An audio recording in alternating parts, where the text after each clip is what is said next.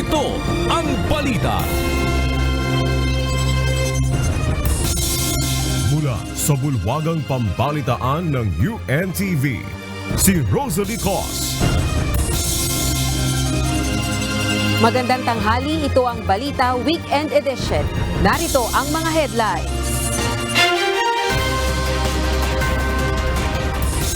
Bilang ng mga nasawi sa habagat na pinalakas pa ng bagyong Karina, umabot na sa 34 base sa tala ng Philippine National Police. Mga pampublikong paaralan na ginawang o naipagpapaliban ang pagbubukas ng klase sa Lunes, July 29, 738 na ayon sa DepEd. 425 na mga eskwelahan ginagamit pa rin ngayon na evacuation centers ayon sa NDRRMC. Namataang low pressure area sa bahagi ng Mindanao, patuloy na binabantayan ng Pag-asa. Mga atleta mula sa mahigit 200 delegasyon tampok sa opisyal na pagbubukas ng Paris 2024 Olympics.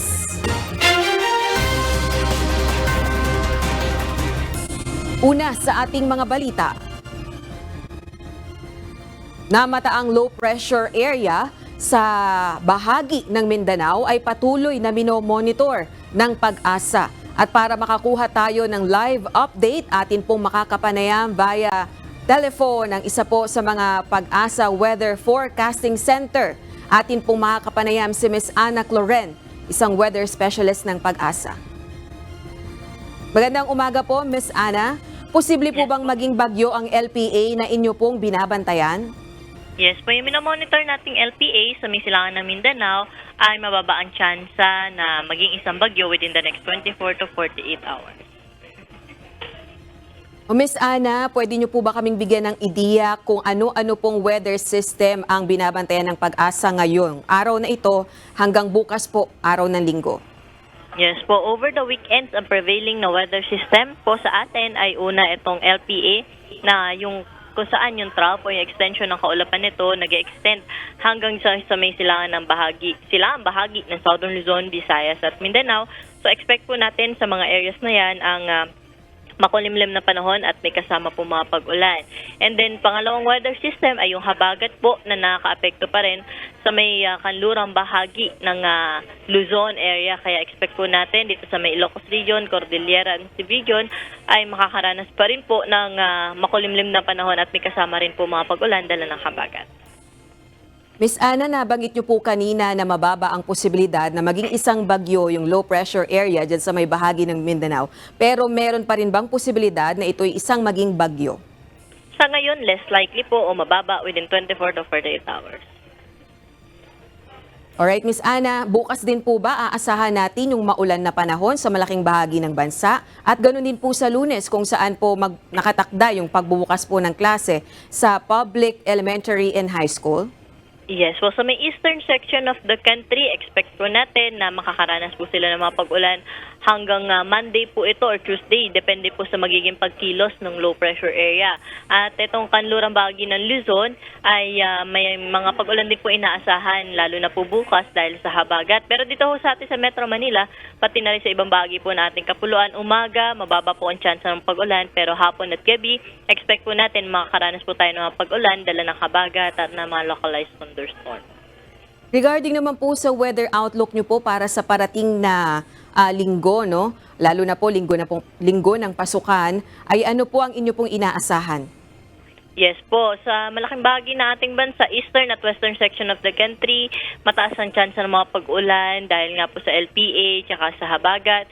Pero sa ibang bahagi po na ating bansa ay mga thunderstorms po in-expect natin hapon at gabi, kaya magdala pa rin po ng pananggalan sa pag-ulan itong ating mga estudyante po na papasok sa paaralan.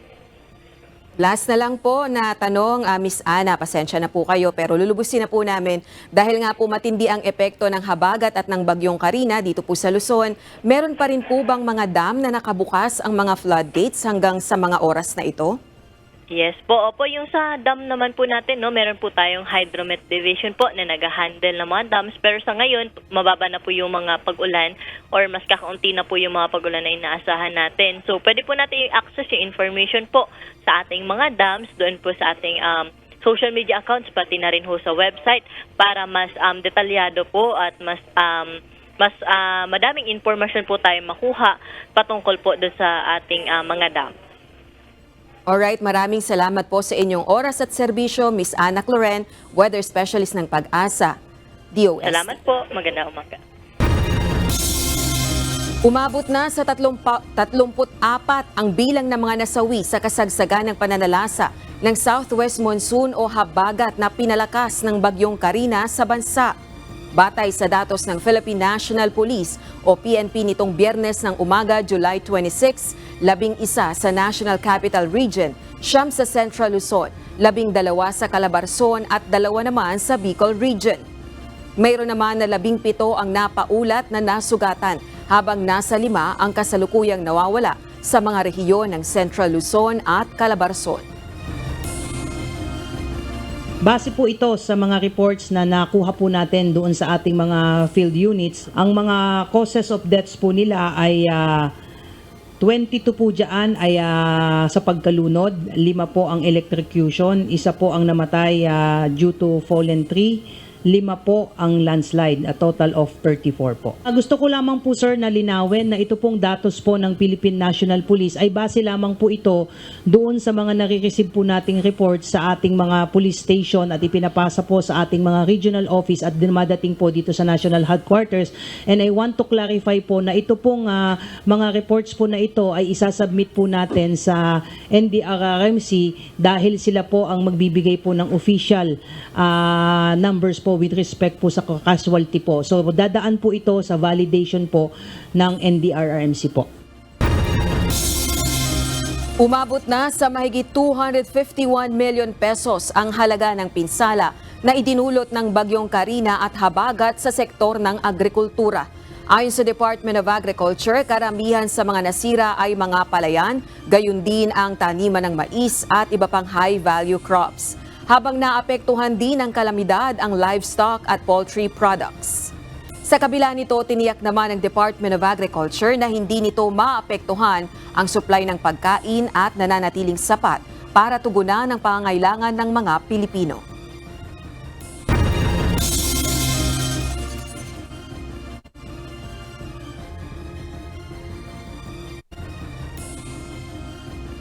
Nagsasagawa na ng replenishment ng relief goods ang Department of Social Welfare and Development o DSWD. Ito ay habang tuloy-tuloy pa rin ang relief operations ng kagawaran sa mga naapektuhan ng nagdaang kalamidad. Ito ang balita. Tuloy-tuloy pa rin ang pamamahagi ng Department of Social Welfare and Development o DSWD sa mga nangangailangan ng ayuda para sa mga kababayang lubhang naapektuhan ng habagat at bagyong Karina. Ayon kay DSWD Assistant Secretary Juan Carlo Marquez, nai-release na at for delivery ang mahigit 600,000 family food packs sa mga kababayang nangangailangan, partikular na sa Calakhang, Maynila, Central Luzon, Calabarzon at Mimaropa. Bunsod nito, inaasikaso na ng kagawaran ang replenishment o pagkakaroong muli ng supply ng family food packs. Ito ang dahilan kung bakit pinaigting din ng DSWD ang repacking ng relief items sa National Resource and Operations Center nito sa Pasay City.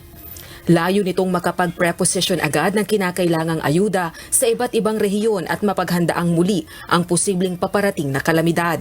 Bilang paghahanda rin, sana wag naman, no? Talagang, pero itong aming SOP sa DSWD, dapat laging handa. Buong bansa handa nga ang aming strategy for disaster response.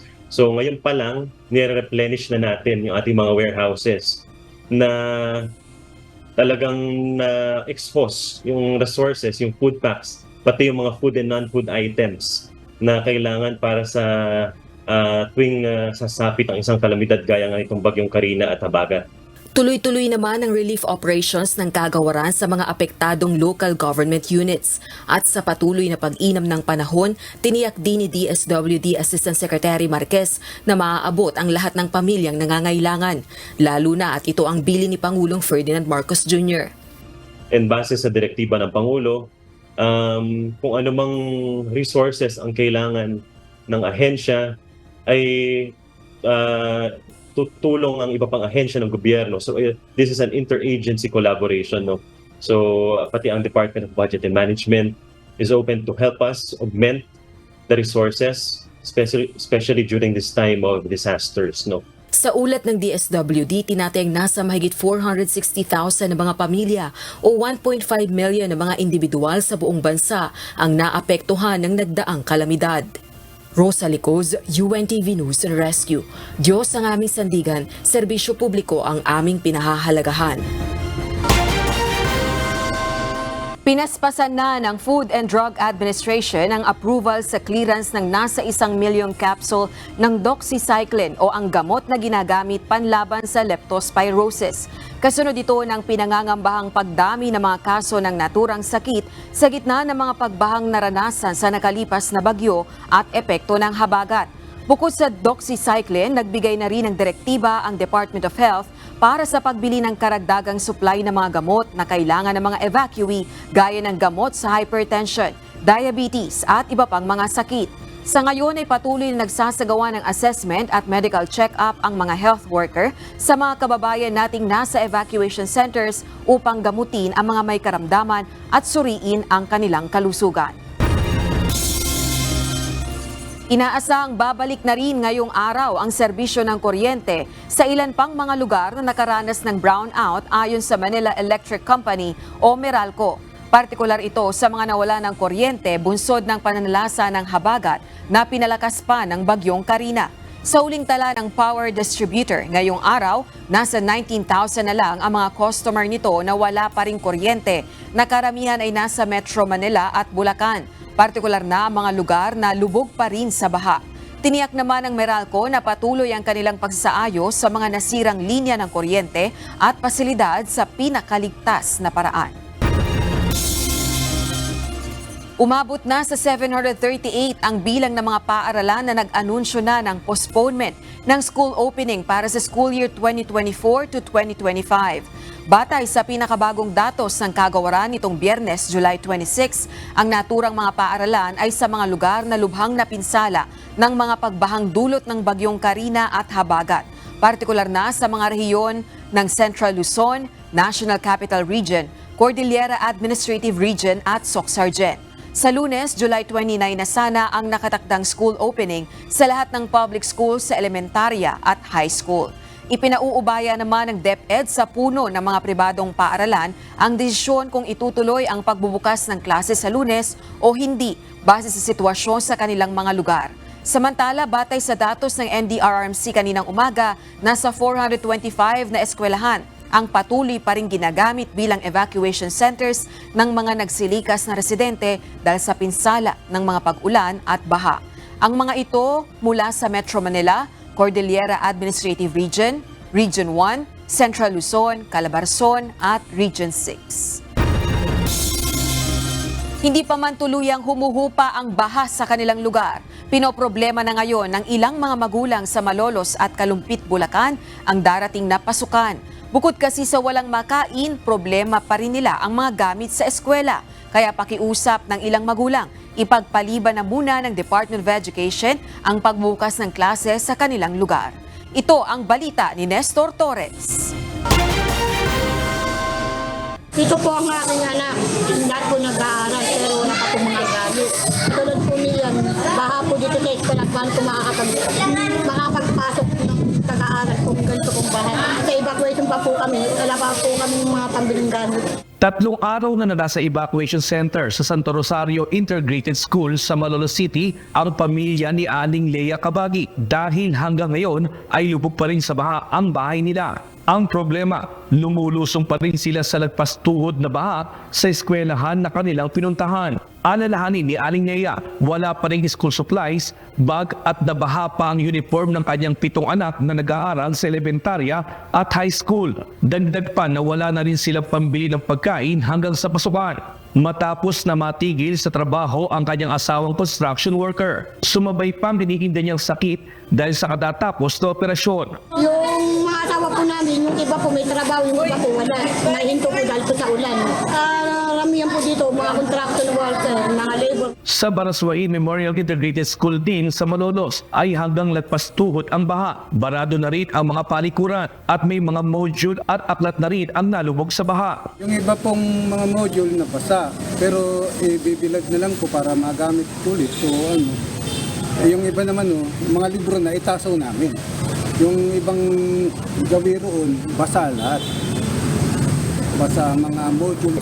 CR, hindi siya pag ginamit mo, hindi siya lumulubog dahil puno ang tubig ang safety tank.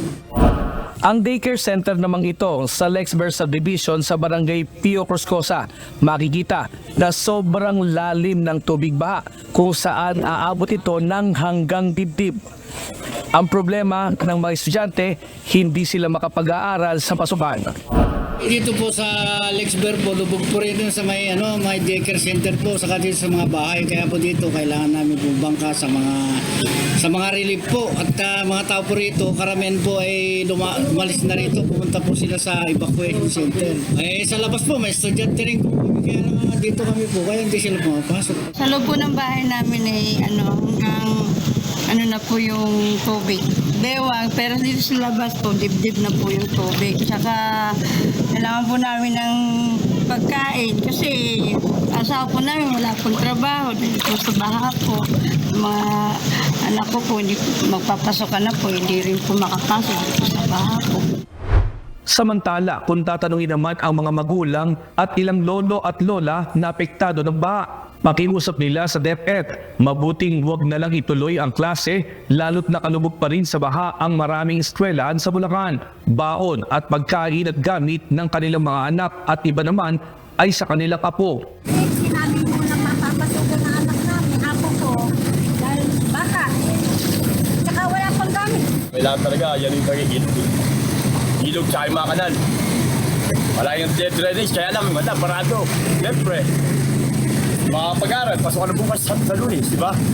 Samantala, bukod sa Malolos at Kalumpit, kasama rin sa apektadong paaralan na lubog sa baha ay ang bayan ng Hagunoy, Paumbong, Balagtas at Mikawayan at Marilao na bagamat tumubo pa na ay nag-iwan ng mga tambak na putik at basura.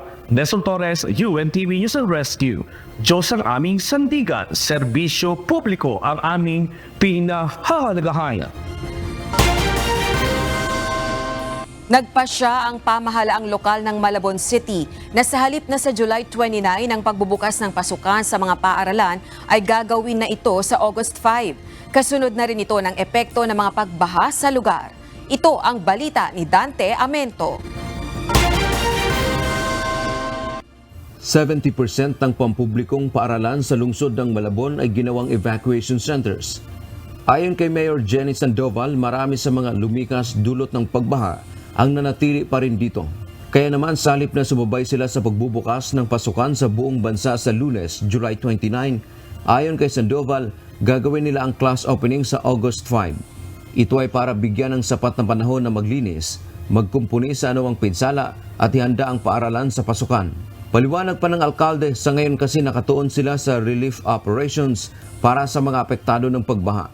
Nandito pa yung mga evacuees, tapos maglilinis pa, maghahanda rin sa pasukan. Since nakafocus tayo ngayon dun sa pag-rescue, pag-relief, pagsasaayos ng mga nasalanta ng bagyo.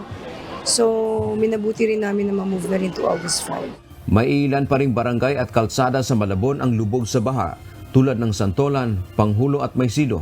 Samantala, nanawagan naman ng supply ng pagkain ang mga nasa evacuation center. Gayon din ang hygiene kits, inuming tubig at maging mga gamot. Bukod dito, marami pa ring mga kabahayan sa lugar ang wala pang supply ng kuryente.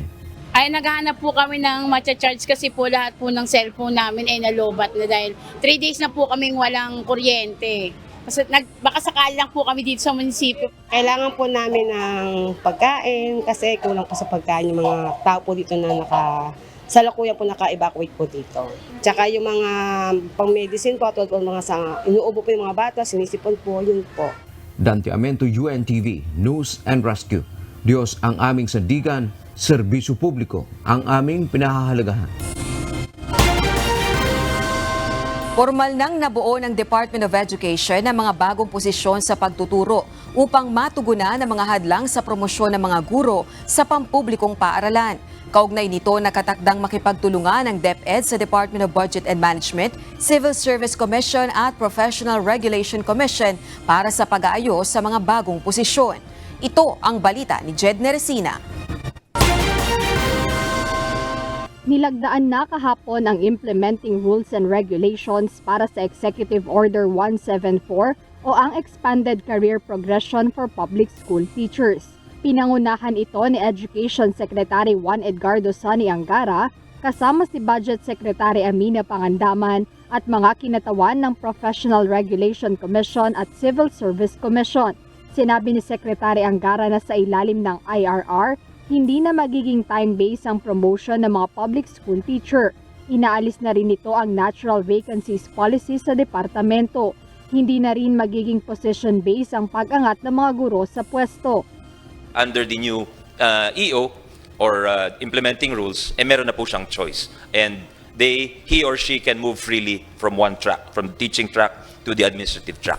So hindi po nasasakripiso yung kalidad ng ating edukasyon sapagkat nandoon pa rin yung choice ng teacher, the teacher can still teach, and the students will benefit from that teacher's experience, from that teacher's skills going forward. Sa pamamagitan nito, nasa 140,000 na posisyon ang inaasahang magiging available para sa mga guro sa pampublikong paaralan sa buong bansa sa susunod na taon. 2025, katulad ng nabanggit, mayroong kabuuan ng 140,000 teachers, 90,000 of which will be coming from the result of this career progression. Sa ilalim ng IRR, ang Classroom Teaching Career Line ay magkakaroon na ng karagdagang mga posisyon sa pagtuturo. Teacher 4 na may salary grade 14, Teacher 5 na may salary grade 15, Teacher 6 na may salary grade 16, Teacher 7 na may salary grade 17, at Master Teacher 5 na may salary grade 22. Samantala ang career paths para sa mga guro sa pampublikong paaralan na naghahangad ng administrative positions ay magkakaroon ng posisyon para sa School Principal 1, School Principal 2, School Principal 3, at School Principal 4. Naglaan ng 6.1 billion pesos para sa Expanded Career Progression System ng public school teachers na magsisimula sa susunod na taon. Sa 2024 po, meron po tayong 1.1 billion pesos. It's under the DepEd budget. And for next year po, because we expect that yung full transition po nung ating implementation, given the IRR was signed today po, we have 6.1 billion pesos under the DepEd budget for 2025 National Expenditure Program. Ikinagalak naman ng isang grupo ng mga guro ang hakbang na ito ng DepEd. Welcome na welcome po yan dahil mukhang i-close niyan yung gap ng teacher shortage natin kung may 140,000 additional teaching positions tayo kasi yan din yung shortage natin na naitala last year so syempre ang epekto nito ay hindi na mahihirapan ng husto yung ating mga guro doon sa trabaho kasi right now yung trabaho ng tatlo ay ginagawa lang ng dalawa. Very practical po yan kasi right now yun naman ang lumalabas kanina kapag kasi yung teacher ay gustong ma-promote tapos wala namang available position para sa teaching personnel ang ginagawa niyan pumupunta siya doon sa administration it doesn't follow. Bukod sa career progression program, inaasahan ding makikinabang ang mga guro mula sa personal accident insurance, mula sa Government Service Insurance System o GSIS, special hardship allowance, at iba pang teaching allowances kasunod ng pagpapatupad ng Kabalikat sa Pagtuturo Act. Jed Neresina, UNTV News and Rescue. Diyos ang aming sandigan, serbisyo publiko ang aming pinahahalagahan.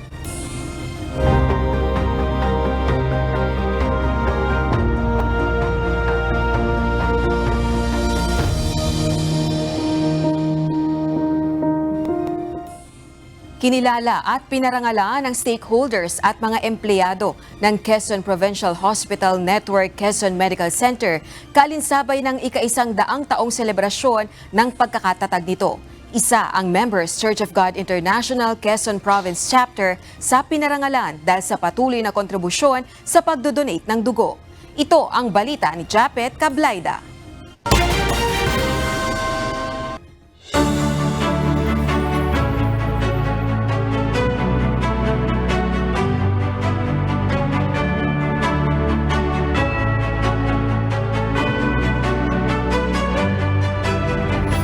Advokasya ng Members Church of God International na makagawa ng mabuti sa kapwa alinsunod sa salita ng Diyos. Isa na dito ang pagtugon sa pangangailangang pangkalusugan, kaya na magtuloy-tuloy ang pagsasagawa ng blood donation drive ng mga kapatid sa MCGI sa Quezon Province upang may maibigay sa mga pasyenteng kinakailangang salina ng dugo. Bunsod nito, isa na namang pagkilala ang iginawad sa MCGI mula sa Quezon Provincial Hospital Network Quezon Medical Center sa pagdiriwang sa kanilang ika-100 taong anibersaryo. Members Church of God International, ang dating daan.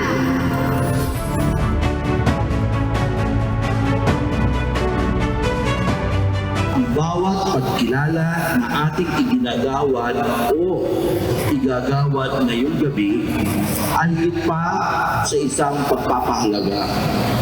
Ito ay simbolo ng ating sama-samang paglalakbay, isang misyon maghatid ng abot kaya at mahusay na pangangalagang pangkalusugan.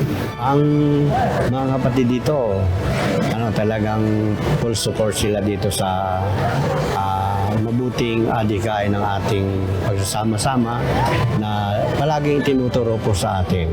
At salamat sa Diyos sa mga kapatid na nakikiisa palagi dito sa ating gampanin na ito. At sana huwag tayong magsawa. Patuloy sana tayong hanggang sa wakas. Nitong nakaraang buwan lamang ay umabot sa 130 bag ng dugo ang naidonate ng MCGI Quezon Chapter.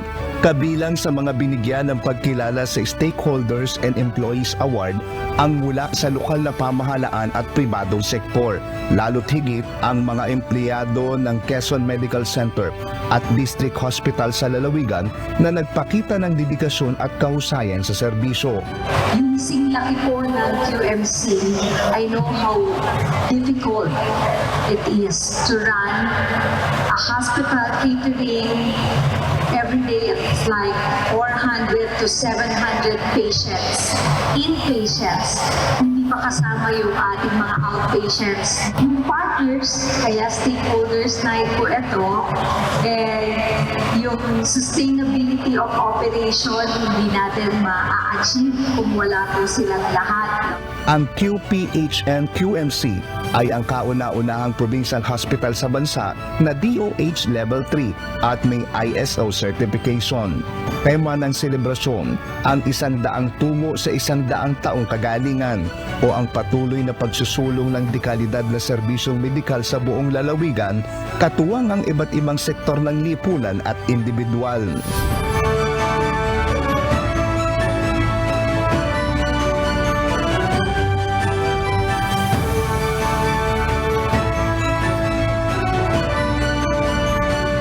Japet Cablaida, UNTV News and Rescue.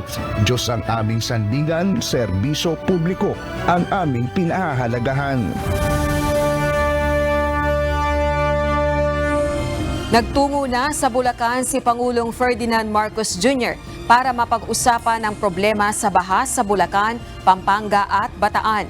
Natalakay din ang pagkalat ngayon ng oil spill sa Bataan na nakarating na sa Bulacan. Ito ang balita ni Nestor Torres live. Nestor, ano-ano na ang mga hakbang na ginagawa ng Pangulo para matugunan yung problema sa baha at oil spill? Sa ngayon nga ay ayon sa Pangulo ay kung maaaring i-harvest na yung mga dapat i-harvest ng mga isda ay kuhanin na sa mga palaisdaan at maging itong problema sa tubig baha ay mas maganda na nga na magkaroon ng impounding water na magsisilbing kumbaga ito ay pangsapo sa mga ulan at para wag nang tuluyang bumaba pa yung tubig ba dun sa mga affected na mga bayan sa Bulacan at maging sa Central Luzon. Tinalakay na kaninang umaga ni Pangulong Ferdinand Marcos ang mga naging problema sa baha sa Central Luzon. Pinagsalitaan nito ang mga affected na mga governor sa mga probinsya sa parteng Bulacan, Pampanga at Bataan. Sa Bulacan, 17 bayan ang total na affected habang nasa 300,000 ang affected na mga pamilya, habang dalawa dito ang namatay sa Bulacan sa baha at isa naman ang napaiulat na 5 taong gulang na bata na nagkasakit ng diarrhea na namatay mula naman sa Baliwag. Habang sa Pampanga at Bataan ay nasa 20 bayan ang affected ng baha. Ayon kay Pangulong Marcos, pangunahin niya nga nakikitang solusyon sa baha ay hindi ang pagtatayo ng floodgate kundi ang pagkakaroon ng water impounding sa mataas na lugar para maipon ang baha sa mga lugar na para wag nang bumaba ito sa mga low-lying areas.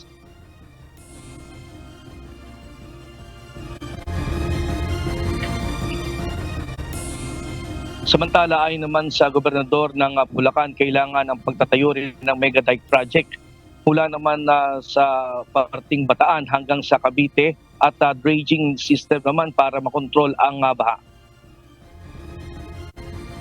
Samantala, pinag-usapan din ang problema sa oil spill kung saan may mga nag-link nga na mga sa lumubog na bangka at ito ay kumbaga sinasabi ni Pangulong Marcos na wala namang doon sa mismong mga oil, yung mismong mga karga ay wala naman doon na mga nag-link, pero yung mismong sasakyan doon na tumatagas, yun yung mga nakuhang mga oil spill na kumbaga ito ay nasa 35 meters na yung layo at ayon sa Pangulo ay kailangan din niyang maglagay ng mga kumbaga ay preventive solution para dito. Sa ngayon ay ito nga yung sabi ni Pangulo na magkaroon nga rin ng coconut boom.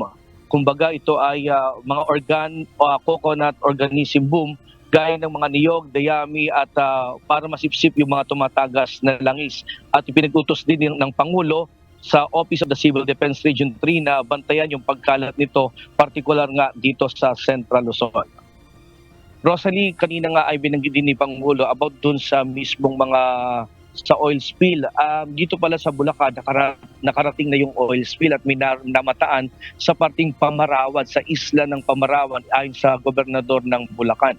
At ngayon, sabi ng Pangulo, mas maganda i-harvest na yung mga isda doon sa mga palaisdaan para sa gayon ay maiwasan na magkasakit yung ating ding mga kababayan, lalo na doon sa mga maaring mga isda na maaring ng oil spill. Pero isa pa sa nakikita ding solusyon ng Pangulo, ito nga yung paglalagay ng mga inutusan niya yung mga tupad na magtrabaho at maglagay ng mga coconut, yung mga coconut bomb, yung mga dayami, para ito yung magsisilbing pangsipsip doon sa mga oil, para kumbaga ito yung paraan na nakikita nilang solusyon sa ngayon bago maglagay ng mga pangharang doon sa habang hinihintay pa to doon sa mga affected na lugar na malapit dito sa Bataan. At dagdag pa dito nga, Rosalie, mabanggit ko na lang din yung tungkol dun sa mga nagkakasakit ngayon ng mga diarrhea at mas maganda nga sabi ng DOH na mas maganda ay mag-inject o ma-injectionan yung mga bata dahil sa mga nagkakasakit dahil karamihan sa kanila ay mga walang bakuna. Ito yung pinupush ng DOH kay Pangulo at ay naman sa Pangulo ay kailangan nga na mabakunahan lalo na ngayon na marami ang mga nasa evacuation center. Rosalie. Nestor, dyan sa nabanggit mo na huli na issue na nagkakaroon na ng sakit na diarrhea yung mga nasa evacuation center, meron bang nakaantabay na mga doktor dun sa mga evacuation center kung saan merong nabanggit na mga nagkakasakit na mga evacuee? Hindi lahat ay napupuntahan. Ito nga yung nagiging, bagamat binibisita pero hindi lahat ay napupuntahan. Kaya ito nga yung kailangan ding resolvehin at ayusin din ng mga provincial at municipal government na gawan nila ng paraan. Kaya sabi ng Pangulo ay dapat nga ay tulungan at mapuntahan yung mga affected na mga binaha at lalo na yung mga nasa evacuation center para malaman kung sino pa yung mga dapat bakunahan. Lalo na kailangan nila ng mga gamot dahil may mga nagkakasakit na mga diarrhea doon sa mga evacuation center at sa mga kababayan natin na apektado ng mga baha dito sa Bulacan, sa Bataan at sa Pampanga. Maraming salamat, Nestor Torres, nag-ulat ng live mula sa Bulacan. Tiniyak ng Department of Transportation na magtutuloy-tuloy ang konstruksyon ng Metro Manila Subway sa kabila ng mga pagbahang dulot ng nararanasang mas malalakas na ulan. Ito ang balita ni Asher Cadapan Jr. Bahagyang naantala ang konstruksyon ng Metro Manila Subway kasabay ng pananalasa ng habagat at bagyong Karina noong Miyerkules, July 24. Paliwanag ng kontraktor ng proyekto, protektado naman ang sementadong pader ang gilid ng mga hukay sa construction site. Ngunit kinailangan nilang kontrolin ang pagpasok ng malalakas na buhos ng ulan sa mga bukas na area. Yung mga maliliit na bukas na area doon, tinakpan po namin yan ng mga blue sheet para hindi siya makadagdag sa pasok ng tubig dito. Pero dito po sa area na to, since hindi po natin matatakpan yan, ang ginawa namin is, nung nagsisimula ng bumuhos yung ulan, nagsisimula na rin po kami magbomba ng tubig palabas ng istasyon. Bunsod nito, sinabi ng kinatawan ng Department of Transportation na hindi naiwasan na matigil ang trabaho ng mga construction worker. Ngunit agad rin namang nagpatuloy ang konstruksyon matapos makontrol ang pagpasok ng tubig sa lugar. Dito sa part na to, actually, hindi naman siya nagkaroon talaga ng mataas na tubig. Pero preventive measure, stoppage of works para sigurado tayo na safe din yung mga workers natin. Siyempre, yun ang mahalaga.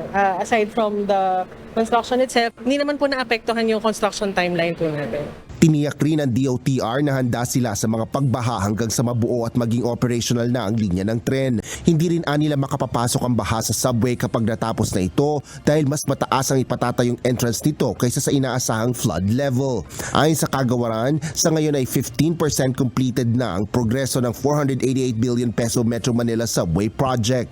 Inaasahan na sa 2029 ay magiging fully operational na ang linya ng tren na may haba na 33 kilometro at dadaan sa 8 syudad sa pagitan ng Valenzuela at Parañaque City. Asher Cadapan Jr., UNTV News and Rescue. Diyos ang aming sandigan, serbisyo publiko ang aming pinahalagahan. Posibleng umabot sa Manila Bay ang langis mula sa MT Terra Nova, ang oil tanker na lumubog sa Bataan nitong Huwebes, batay sa mapa na inilabas ng Philippine Space Agency o PhilSA. Samantala, naantala naman ng masamang lagay ng panahon ang pagsasakatuparan ng plano sa pagsipsip sa kargang langis ng lumubog na barko. Ito ang balita ni Ryan Lacanlale. Batay sa inilabas na mapa ng Philippine Space Agency o PhilSA, posibleng umabot sa Manila Bay ang langis mula sa MT Terra Nova, ang barko na lumubog sa karagatang sakop ng Limay, Bataan noong Huwebes ng madaling araw. Pero paglilinaw ng ahensya for field verification pa daw ang nasabing mapa. May kargang 1.4 million liters ng industrial fuel oil ang motor tanker na lumubog sa lalim na 33 meters sa layong 3.6 nautical miles ng Lamau Point, Limay, Bataan. Nakikipag-ugnayan na ang Philippine Coast Guard sa mga lokal na pamahalaan na posibleng tamaan kung sakaling tumagas ang kargang langis ng motor tanker. Posibleng maapektuhan nito ang Metro Manila mula Parañaque, Manila hanggang Navotas, Bulacan at Pampanga. Kahapon nakipagpulong na sa Philippine Coast Guard ang salvaging company na inupahan ng kumpanyang nagmamay-ari ng MT Terra Nova. Inilatag nila ang konkretong plano at kahalagahan na ma-siphon agad ang laman ng lumubog na barko. Ayon sa PCG, ang nagiging balakid ngayon ay ang kondisyon ng panahon sa lugar. Depende yan sa sa weather. Yan yung mga challenges natin. Yung weather, yung kakulangan ng gamit, yung resources, yung katulad ng tao, kung gaano katagal na pwede magtagal sa area. Pero yung mga barko naman natin can withstand this kind of weather. Yung BRP Gabriela Silang tsaka yung Melchora Aquino. Yun lang yung pinaka-challenge natin ito, yung weather. Kahapon nakansila ang aerial at diving inspection sa barko dahil sa sama ng panahon. Ayon sa PCG, susubukin nila itong gawin ngayong araw kung bubuti na ang weather condition sa lugar. Ryan Lacanlale, UNTV News and Rescue. Diyos ang aming sandigan, serbisyo publiko ang aming pinahahalagahan. Pinangangambahan ngayon ang posibleng pagtagas ng langis mula sa lumubog na oil tanker sa Bataan. Pero ano nga ba ang masamang epekto ng oil spill sa kalusugan ng tao at ano ang mga pag-iingat na kailangang gawin upang maiwasan ito? Ito ang balita ni Lisel Nael. Maaari nga magkaroon ng iba't ibang masamang epekto sa ating katawan ang isang oil spill. Ang oil spill ay ang pagkakaroon ng langis o krudo mula sa tanker o barko kasunod ng aksidente o hindi inaasahang pangyayari habang nasa karagatan. Ang langis ay mayroong kemikal na mapanganib at maaaring makaapekto sa kalusugan ng tao o hayop. In terms of respiratory, so ang mga chemicals ay maaari din makapag-emit ng mga foul odors or ng mga strong odors na pagka na-inhale ng isang tao ay maaaring mag-cause ng difficulty of breathing and ganoon din, pwede din siyang mauwi sa severe allergic reaction. At maaari din mag-trigger sa mga meron ng pre-existing medical condition like asthma, sa mga may COPD at saka sa iba't ibang mga sakit sa baga at saka sa balat. Yung exposure doon sa mga chemicals ay maaaring mag-trigger nung kanilang mga sakit. Ilan sa epekto nito sa kalusugan kapag ito ay nalanghap ay pagkaduwal, hirap sa paghinga, pangangati ng lalamunan, pag-ubo, pananakit ng ulo, pangangati ng mga mata, pagtaas ng presyon at irregular na pagtibok ng puso. Sakaling madikit naman sa balat ang tumagas sa langis, maaaring magdulot ito ng pangangati ng balat, pamamaltos, pagkasunog, namamalat at maaaring magdulot ng dermatitis. Pwedeng magkaroon tayo ng mga skin rashes and maaari ding umabot sa point na pagka tayo ay nabuhusan, kaya natapunan tayo ng water na mayroong chemical, ay pwede tayo magkaroon ng severe allergic reaction na maaaring mauwi sa kamatay ng patient. At kung malunok ang tumagas sa langis, ilan sa nararamdaman ay pagsusuka, pagtatae, pananakit ng tiyan, pag-ubo. Sakaling magkaroon ng oil spill sa inyong lugar, narito ang ilan sa mga pwedeng gawin upang maiwasan ang masamang epekto nito sa kalusugan. Ilayo ang mga bata, matanda, buntis at mga may sakit sa baga, maging ng mga alagang hayop sa mga baybaying apektado ng oil spill. Sundin at palagi mag-antabay sa mga abiso o anunsyo na inilalabas ng inyong LGU para sa inyong kalusugan at kaligtasan. Palagi ang magsuot ng face mask. Siguraduhing malinis at aprobado ang mga pinagkukunan ng tubig at pagkain ikukonsumo ng pamilya at alagang hayop. Kung nalantad sa langis o tubig na kontaminado, hugasan agad ang parte ng katawan gamit ang sabon at malinis sa tubig. Magtungo agad sa inyong healthcare center o makipag-ugnayan sa inyong BHW kung nakararanas ng mga sintomas na nabanggit. Makabubuti rin kung iiwasan muna ang pangingisda sa apektadong bahagi ng karagatan, ang paglangoy, paliligo o paglalaba sa apektado ng oil spill. At huwag munang kumain ng mga lamang dagat dahil dapat muna itong masuri ng mga autoridad kung ligtas kainin o ikonsumo. Lizel Nael, UNTV News and Rescue. Diyos ang aming sandigan, serbisyo publiko ang aming pinahahalagahan. Naging matagumpay ang pinakabagong rotation at resupply mission o RORE na isinagawa sa Ayungin Shoal ngayong araw, July 27. Base sa opisyal na pahayag ng Department of Foreign Affairs, walang anumang untoward incident ang naitala sa isinagawang RORE mission gamit ang civilian vessel na MV Lapu-Lapu na sinamahan ng Philippine Coast Guard at BRP Cape Engaño. Ayon sa DFA, ito ang kauna-unahang RORE mission na naisagawa matapos ang naging kasunduan sa pagitan ng China at Pilipinas ukol sa pagkakaroon ng provisional agreement sa pagsasagawa ng resupply mission.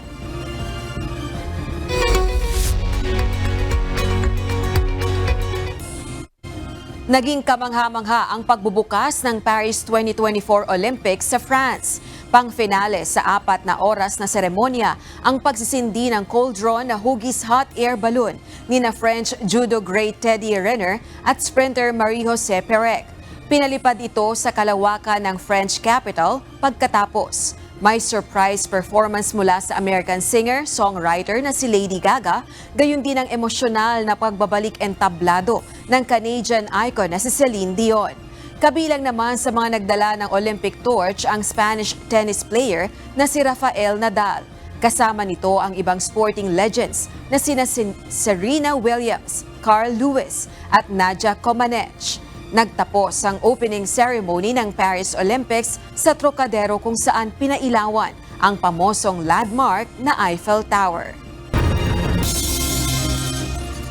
Ipinakita ng Overseas Filipino Workers sa France ang suporta sa Team Pilipinas sa Paris Olympics 2024. Mahigit sa 10,000 atleta ang kalahok sa makasaysayang palaro, kabilang na ang 22 atletang Pilipino na sasabak at lalaban para sa karangalan ng Pilipinas. Ito ang balita ni James Hilario. Pinaglaanan ng panahon ng mga kababayan natin sa Paris, France ang opisyal na pagbubukas ng Paris Olympics 2024. May overseas Filipino workers o OFWs na lumiban pa sa trabaho upang personal na ipakita ang buong suporta sa Team Pilipinas na binubuo ng 22 atletang Pinoy kasama ang iba pang membro ng delegasyon. Mayroong ding mga turistang Pilipino na proud sa mga kababayang handang lumaban para sa karangalan ng Pilipinas. May pasok sana kami ngayon pero gusto namin suportahan ng Pilipinas. Kaya umabsent po kami. Hi mga boss! Kaya yun po yung pagpapakita namin ng suporta sa Pilipinas para kahit papano may representa namin yung kahit dalawa lang kami. Kaya, mostly kasi may pasok ngayon eh. Tiwala lang kaya makaka-gold din tayo. Ako naman sa lahat ng mga athlete na lumalaban, kaya natin yan. Go lang ng go. Go Pilipinas! Go Pilipinas! Yeah! Gold for gold! Through television, I'll be there to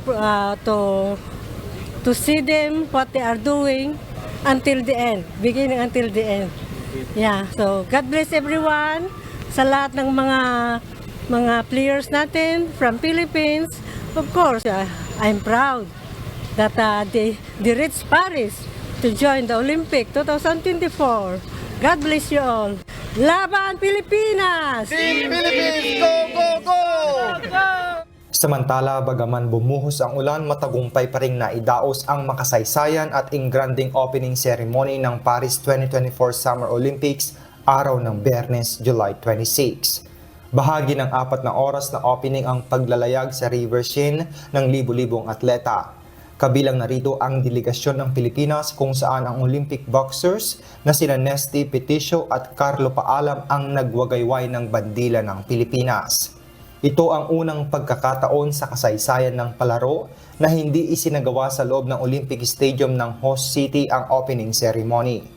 Daan-daang libong tao naman ang nanood mula sa pampang ng River Seine. Samantala, ang gymnast na si Carlos Yulo, rower na si Joanny Delgaco at boksingerong si Yomer Marshall ang unang 3 Filipino Olympians na sasabak sa palaro araw ng Sabado, July 27. Nakatakda namang lumaban araw ng Linggo, July 28, ang mga gymnast na sina Alea Finigan, Emma Malabuyo at Levi Roy Vivar.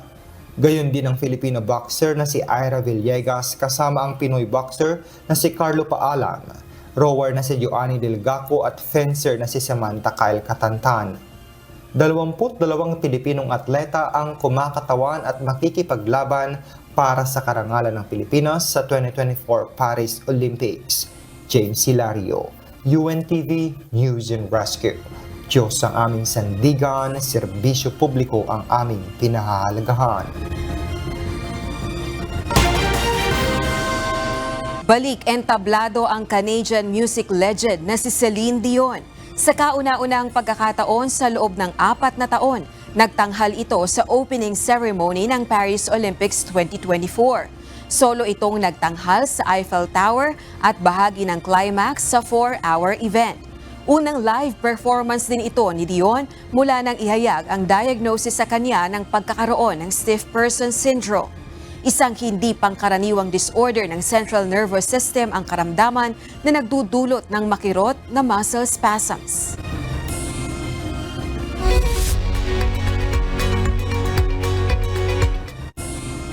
Lakas ng loob at determinasyon ang naging puhunan ng mga baguhang rider na sumubok sa Season 1 ng Manibela Challenge at nagbunga naman ang kanilang pagsisikap nang makuha ang 2 pwesto sa team category. Malaking bagay na nila ito para makatulong sa kanilang chosen beneficiary. Ito ang balita ni Brian Evangelista.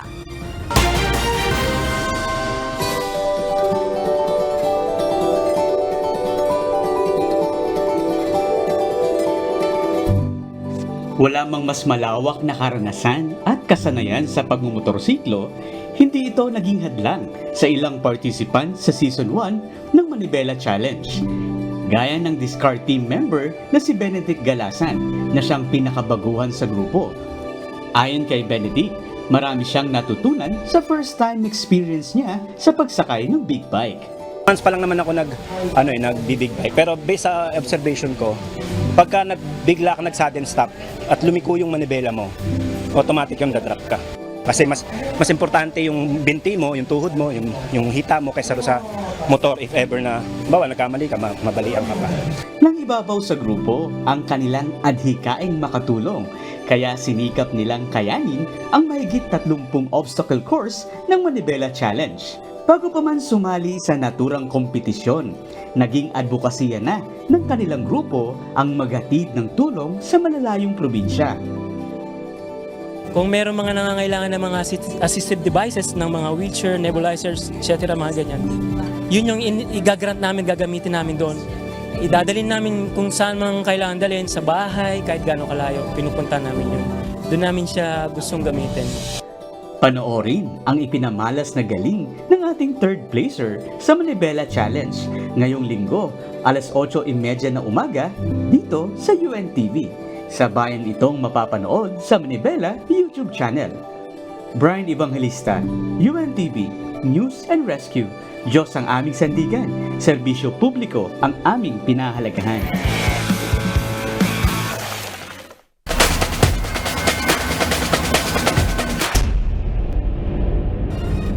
It's a do-or-die game para sa AFP at PNP na magtutuos sa huling pagkakataon para sa kampyonato ng UNTV Volleyball League Season 2. Kaya asahan ang buong lakas at kapanapanabik na bakbakan ng dalawang koponan bukas sa PhilOil Eco Oil Center sa San Juan City. Ito ang balita ni Harry Ilagan. Nabigumang makuha ng PNP Lady Patrollers ang panalo sa Game 2 sa Best of 3 Series matapos tambakan ng AAP Lady Gunner sa 3-1 noong July 21, 2024. Muling maghaharap ang dalawang koponan para sa kampyonato ngayong Season 2. Doble kayod ang dalawang koponan para masungkit ang titulo para sa kanilang napiling benepisyaryo. Para kay Coach Miriam Go ng AAP Lady Gunner, puso lang ang kailangan sa laban para muli nilang makuha ang corona.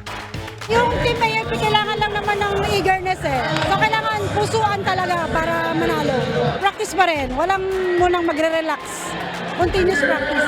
Isa, beneficiary namin. Salamat sa suporta ninyo na binibigyan yung suporta sa amin.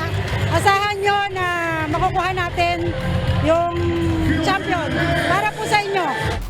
Para naman kay Coach Rod Pinalba ng PNP Lady Patrollers, tiwala lang sa sarili para masungkit ang tropeo. Lagi kong sinasabi sa kanila, confident lang kung sa anong laro nila. Kasi minsan pag nag-iiba yung nila Kaya sabi ko, tiwala lang sa sarili ang kailangan.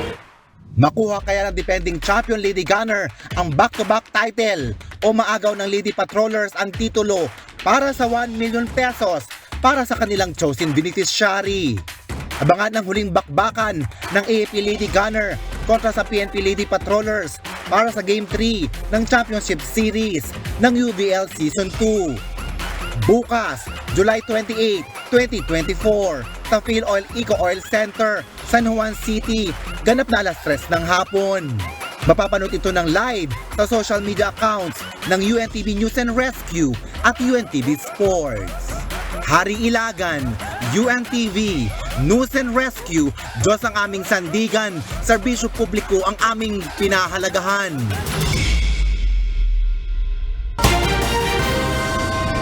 Balikan naman natin ang malalaking balita sa nakalipas na linggo. Ito ang Balita Weekend Refresh.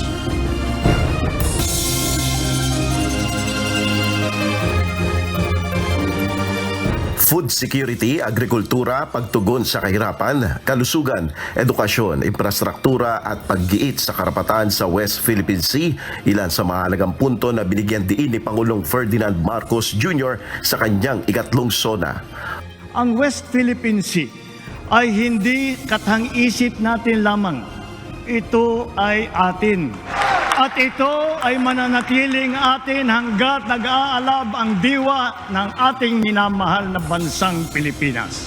Operasyon ng lahat ng pogo sa bansa tuluyan ng ipinatitigil ni Pangulong Ferdinand Marcos Jr. Kailangan nang itigil ang panggulo nito sa ating lipunan at paglalakastangan sa ating bansa. Effective today, all pogos are banned. I hereby instruct PAGCO to wind down and cease the operation of pogos by the end of the year. Vice President Sara Duterte hindi nanood ng ikatlong SONA ni PBBM. Sa halip ay dumalaw sa pagdiriwang ng Araw ng Bohol. Dating Pangulong Rodrigo Duterte, Senator Bato de la Rosa at Senator Bongo hindi rin dumalo ng ikatlong SONA ni PBBM. Mga militanteng grupo sabayang nagsagawa ng kilos protesta sa ilang bahagi ng Quezon City. FEG sinunog ng mga nagrarally. Pro-PBBM rally hindi nagpatinag sa malakas na ulan. US President Joe Biden nag-drop out na sa kanyang re-election bid. Baha at landslide na itala sa ilang rehiyon sa Luzon dahil sa bagyong Karina. Metro Manila nakaranas din ng malalakas na ulan. Kumalat na malisyosong video na kamukha ni Pangulong Ferdinand Marcos Jr. ginamitan umano ng artificial intelligence ayon sa Philippine National Police Anti-Cybercrime Group. We cannot identify the individual or individuals that may be involved in perpetrating this fabricated and malicious video showing the president in a bad light. But definitely we are going to the bottom of this, and soon enough we will be able to identify these individuals, and we will give them due process. The law is for everyone, for ordinary people, including those highest ranking officials. Panukalang batas na magbabawal sa operasyon ng Philippine Gaming Offshore Operators o POGO sa bansa, pinamamadali na. So Speaker Ferdinand Martin G. Romualdez on Tuesday directed the House leadership and top secretariat officials to come up with and ensure the swift approval of proposed measures that would give flesh to the directive of our dear President, President Ferdinand Bongbong Romualdez Marcos Jr. to impose a total ban on Philippine offshore gaming operations, POGO, in the Philippines. Suspended Bamban Mayor Alice Go humingi ng paumanhin kay Senate President Francis Cheese Escudero kaugnay ng pahayag na kumukwestiyon sa mga senador. Senator Escudero nanindigang dapat dumalo ang alkalde sa pagdinig ng Senado. Bagaman naunawaan ko yung pag-unawang hinihingi niya, hanggat hindi siya nagpapakita at sumusunod sa Senado, ay hindi ko matatanggap ang anumang pakiusap na hinihiling niya dun sa kanyang liham. Malaking bahagi ng Metro Manila binaha dulot ng ulandala ng pinagsamang epekto ng bagyong Karina at Habagat. Libo-libong residente lumikas. Nung umalis ako ng bahay kanina, hanggang dito ko na sa loob ng bahay namin. Halos hanggang dibdib na. Mabilis yung pagtaas ng tubig. Kaya yung mga kami, kasama yung mga kapitbahay namin, dalas-dalas na sunod-sunod ng mga nag-evacuate dito. National Capital Region isinailalim sa state of calamity. There's a motion to declare Metro Manila in a state of calamity by Mayor Francis Zamora and by Chairman Don, seconded by Mayor Lani Cayetano. The motion is hereby approved that Metro Manila is now in a state of calamity. Problema sa drainage at sobrang dami ng ibinuhos na tubig ulan dahilan ng pagtaas ng tubig sa maraming lugar ayon sa Metropolitan Manila Development Authority o MMDA. First time. Ngayon lang talaga. Hindi nga namin na-expect na ganito kalaki ang baha dito. Pinakamataas ngayon yan. Noong Undoy, hindi ganyan. Ngayon na nangyayaring ganyan. Bustos at Ipodam sabayang nagpakawala ng tubig dahil sa epekto ng habagat. Bayan ng Kalumpit at Hagonoy nagsagawa ng forced evacuation. Super Typhoon Karina at Habagat nag-iwan ng malawak na pinsala sa Metro Manila at ilang karatig lalawigan. Siyempre, mahirap balik sa uno. Kasi ang hirap ng buhay ngayon. Sana may tumulong. Ba't naman tayo mawawala ng pag-asa Nandiyan naman si God. Para wala naman ibang magsusurvive sa atin kundi si God. Basta tulong-tulong lang naman kami dito para makasurvive, makalinis. Metro Manila at 3 pang rehiyon inilagay sa Code Blue Alert ng Department of Health. Nag-raise na ng Blue Alert. We have 3 regions that have raised Blue Alert. Metro Manila Regional Office, that means even the hospitals are all DOH hospitals are considered on Blue Alert. Ganun din ang Ilocos at ang Calabarzon. And Central Luzon is also Code Blue. Pagtutok sa pangailangan ng mga lugar na apektuhan ng mga pagbaha, iniutos ni Pangulong Ferdinand Marcos Jr. Pagpapadala ng medical team sa evacuation centers, ipinag-utos din ng Pangulo. The next part of this is going to be our healthcare. Kung minsan nakakalimutan yan But those in the evacuated areas will need to, kailangan meron silang clinic sa bawat evacuation center or at least may umiikot na medical team. Oil spill mula sa lumubog na oil tanker sa Bataan, pinangangambahan. Isang crew member nasawi. PBBM inatasan na ang government agencies na i-assess ang lawak ng oil spill sa Bataan. Umalis sila doon sa Bataan, papunta ng Iloilo. Pero during that time na bandang mga alas 10 ng gabi, naramdaman na nila na malakas yung alon at nag-decide yung kapitan na bumalik. Pero initially, nahirapan sila sapagkat ang sabi nila ay pasalubong sila doon sa alon. At ang term ng mga crew ay sumalok sila ng alon at pinasok yung barko hanggang tuluyan silang nag-capsize. Basically, what we need to assess is where is the capsized vessel? The fuel that's being released, what are the tides, what are the winds, where is it headed? Para maunahan na natin. Some determinations on that. Ilang residente sa evacuation center sa Marikina nagkasakit na. Mga gamot na kailangan, kinakapos na. Wala pa po. Sabi po nila, kanina po pumunta po ako dito, sabi balik na lang daw po. Nagsabi naman po ang Department of Health na meron dadalhin ngayon. Opo, hintay lang natin. Sobrang dami talaga. Sobrang dami po talaga ng tao dito. Mahigit 400 paaralan sa bansa ipinagpaliban na ang pagbubukas ng klase sa July 29 dahil sa pinsala ng bagyong Karina at Habagat. So far, ang report sa amin is ang severely damaged talaga yung NCR, yung Region 4A, Calabarzon, tsaka yung, well, it seems Region 3 din because we have 400 schools that will open after July 29. Siguro yung iba mapipilitan, they will conduct classes outside of the school building, makapagklase lang. Tingnan natin, we'll see. Ganyan naman, nasanay na tayo sa pandemic. Kahit hakanapan natin ng paraan para magkaroon pa rin ng pasok. Mga posibleng pagbabago sa flood control plan kailangan dahil sa nagbabagong panahon ayon kay Pangulong Ferdinand Marcos Jr. Ang tubig hindi nangingilala ng boundary. Kaya ang flood control has to be a big plan. Hindi pwedeng it will cross 3, 4, 5 regions. Ibang klase talaga itong hinaharap natin ngayon. It's not the usual monsoon, it's not the usual typhoon. It's another animal. Pinaglubugan ng oil tanker sa Bataan, patuloy na nakikitaan ng oil sheen at oil slick. Salvaging company naglatag ng plano para matanggal ang kargang langis ng lumubog na barko. Fishing ban ipinatupad sa 2 barangay malapit sa pinaglubugan ng barko. So, nagbawal naman po sila, dapat nanghuli sila. Dahil naman po ng isda, maaga pa. Hindi ko alam na bawal Wala pa naman abiso kung may abiso sila, dati nagpa-abiso maaga, dapat hindi kami nangawil Wala naman silang pinabi na bawal mangawil 70% of our livelihood is sa yamang dagat po, kaya malaki po yung pangamba namin. Libreng pagkain ipinamahagi ng members Church of God International sa mga naapektuhan ng kalamidad. Pagtulong sa repacking ng relief goods ng DSWD, pinaigting ng MCGI.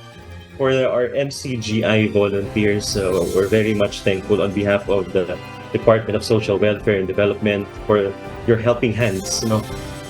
Talagang we're all in this together pag ganitong may mga disaster na talagang kailangan magtulong-tulong para mas maipaabot ang mga pangangailangan ng ating mga kababayan, di ba? So we're very thankful for your efforts and sana huwag kayong magkasawang tumulong. Sa salita ng Diyos na ating sandigan mula sa aklat ng awit 119:37 na nagsasabi, alisin mo ang aking mga mata sa pagtingin ng walang kabuluhan at buhayin mo ako sa iyong mga daan.